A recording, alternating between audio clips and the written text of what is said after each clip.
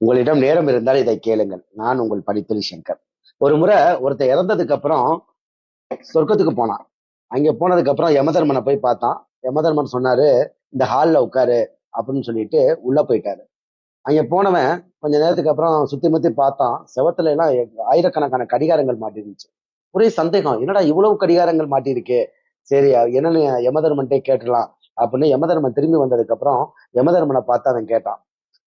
யமதர்மா, எதுக்காண்டி செவத்துல இவ்வளவு கடிகாரங்கள் மாட்டி வச்சிருக்கீங்க அப்படின்னு கேட்டு, அதுக்கு அந்த யமதர்மன் பதில் சொன்னாரு, இது எல்லாமே வந்து பொய் கடிகாரங்கள். பூமியில உள்ள மக்கள்லாம் யார் யாரு எவ்வளவு பொய் பேசுனாங்களோ அதுக்கு ஏத்தாப்புல இந்த கடிகாரங்கள் எல்லாம் சுத்தம் அப்படின்னு சொன்னாரு. அப்படியா அப்படின்னு சொல்லிட்டு உனக்கு ஒரே ஆச்சரியம்.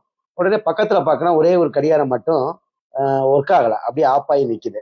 உடனே யமதர்மனை பார்த்து திருப்பி கேட்டாரு, எதுக்காண்டி இந்த கடிகாரம் மட்டும் ஓடல அப்படின்னு சொல்லிட்டு. இல்ல, இது வந்து அன்னை தெரசாவுடைய கடிகாரம். அன்னை தெரசா வந்து பொய்யே பேசுறது இல்ல, அதனால நாங்க ஒரு கட்டத்துல சலிப்படைந்து நாங்களே அந்த கடிகாரத்தை ஆஃப் பண்ணி வச்சுட்டோம் அப்படின்னு சொல்லிட்டாப்ல. அதுக்கப்புறம் நம்ம ஆளுக்கு ஒரு மிகப்பெரிய சந்தேகம் வந்துச்சு, இது நல்ல ஒரு வாய்ப்பு, இப்ப கேட்டணும் அப்படின்னு சொல்லிட்டு யமதர்மனை பார்த்து கேட்டாப்ல. அதெல்லாம் இருக்கட்டும், எங்க ஊர்ல உள்ள அரசியல்வாதிகளுடைய கடிகாரம் எல்லாம் எங்க இருக்கு அப்படின்னு கேட்டாரு. அதுக்கு சிரிக்காம பதில் சொன்னாப்லயா யமதர்மன், அதெல்லாம் எங்க ரூம்கள்ல மின்விசிறிக்கு பதிலாக மாற்றி அதை போட்டு வச்சிருக்கோம் அப்படின்னு சொல்லிட்டு. அப்ப எந்த அளவுக்கு அரசியல்வாதிகள் பொய் சொன்னா அந்த கடிகாரங்கள் மின்விசிறிக்கு பதிலாக அவ்வளவு வேகமா ஓடக்கூடிய அளவுக்கு கடிகாரங்களை மாட்டிருக்காங்கன்னு சொல்லிட்டு இதை யோசிச்சு மிகப்பெரிய வியப்புல ஆழ்ந்தானா. சோ இது வந்து நகைச்சுவையாக இருந்தாலும் உண்மையும் கூட.